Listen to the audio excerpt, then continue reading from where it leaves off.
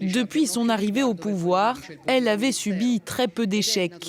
Cette fois-ci, Giorgia Meloni a été stoppée net par les Italiens, qui rejettent à près de 54% sa réforme de la justice.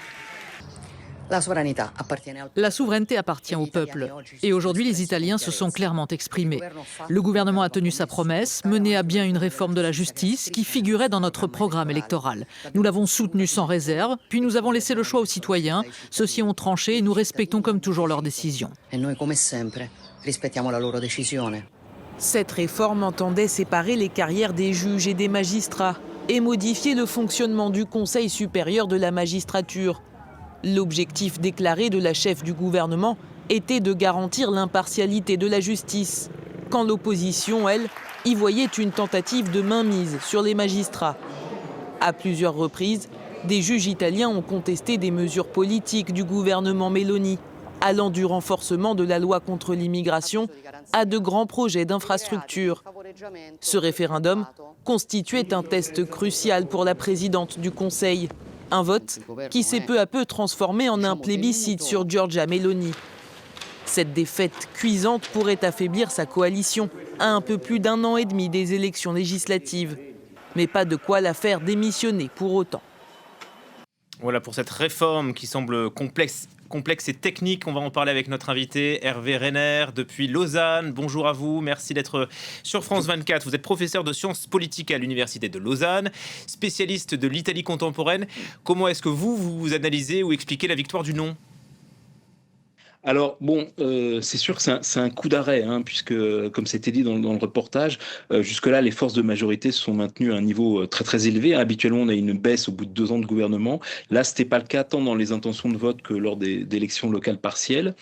Le oui avait une surface télévisuelle, notamment médiatique en général, bien plus conséquente. Mais disons que les partisans du non ont su mobiliser, notamment dans les milieux universitaires, parmi les étudiants, mobilisation qui d'ailleurs faisait suite à d'autres mobilisations, hein, je pense par rapport à Gaza notamment, et sans doute par exemple aussi que la politique étrangère et la proximité de Giorgia Meloni avec Donald Trump a joué contre elle. Hein. Donc effectivement c'est quand même une surprise, c'est-à-dire que 54%, 2 millions de voix d'avance, c'est plus qu'annoncé. Hein. Lorsque ce projet de loi a été adopté à l'automne dernier au Parlement, le gouvernement est quasiment assuré d'une victoire en termes référendaires. Et effectivement, c'est pas le cas, et c'est d'autant plus étonnant que la participation est élevée, hein, avec 59% de taux de participation. Or, la plupart des commentateurs avant la votation estimaient que plus le taux serait élevé et plus les chances du oui seraient importantes. Et l'idée de cette réforme, c'était quoi ? Écouter Giorgia Meloni, elle voulait en finir avec ce qu'elle appelle les juges rouges. C'est quoi, les juges associés à l'extrême gauche et qui politiseraient le débat ? Alors, effectivement, l'expression juge rouge, elle est très ancienne, hein, elle date des années 1970, à un moment où des magistrats instructeurs commencent à acquérir une forme d'expertise, notamment par rapport à la corruption, par rapport au terrorisme ou à la mafia, et vont s'organiser en courant au sein de l'Association nationale des magistrats. Et cette autonomisation, hein, progressive du bas de la hiérarchie, la magistrature, va déplaire à beaucoup de notables qui, pour la première fois, commencent à faire l'objet d'enquêtes, hein, qu'il s'agisse d'élus ou d'entrepreneurs publics ou privés. Et avant même l'entrée en politique de Silvio Berlusconi, on peut dire que la question judiciaire est déjà un enjeu politique majeur. Alors évidemment, cet enjeu sera encore beaucoup plus intense à partir du moment où Silvio Berlusconi, sans doute aussi pour échapper d'ailleurs aux enquêtes des magistrats, hein, en 1994, se lance directement en politique et parvient d'ailleurs à gouverner le pays. Et effectivement, on peut dire qu'il y a une forme de confrontation très très intense, hein, qui d'ailleurs s'est confirmée durant cette campagne, notamment dans la dernière semaine, quand les projections commençaient à tabler sur une victoire du non. Giorgia Meloni s'est vraiment engagée, notamment en faisant de nombreuses émissions de télévision dans la dernière semaine, hein, sur les chaînes publiques ou sur les chaînes berlusconiennes, avec un ton vraiment très très dur contre les magistrats, reprenant ce faisant la rhétorique berlusconienne.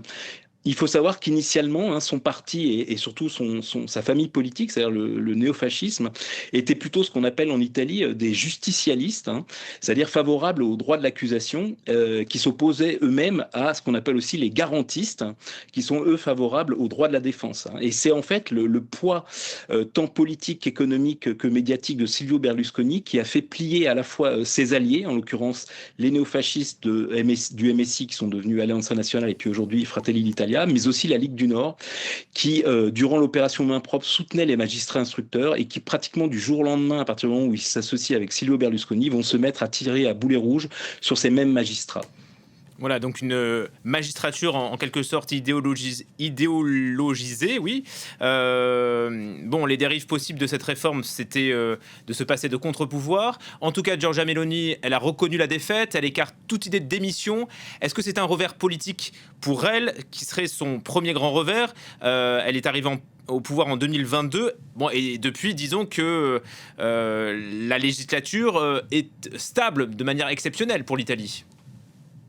Oui, alors c'est sûr que c'est un revers politique. Ceci dit, même dans l'opposition, on ne réclame pas vraiment sa démission immédiate, d'autant plus que l'opposition reste divisée. Ça reste difficile entre un Partito Democratico qui reste convalescent et un mouvement 5 étoiles qui reste maintenant réduit à une sorte de parti d'élus qui a perdu toute base militante.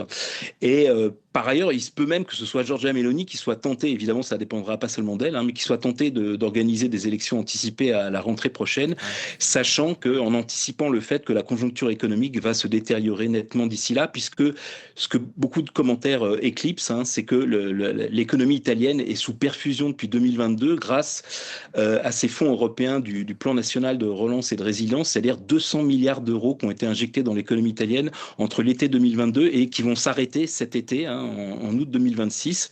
Et donc, passé cette phase exceptionnelle, les très très mauvaises performances en fait de l'économie italienne vont apparaître au grand jour. Merci infiniment Hervé Renner de nous avoir éclairé sur ce qu'il s'est passé hier en Italie. Je rappelle, vous êtes professeur de sciences politiques à l'Université de Lausanne et spécialiste de l'Italie contemporaine.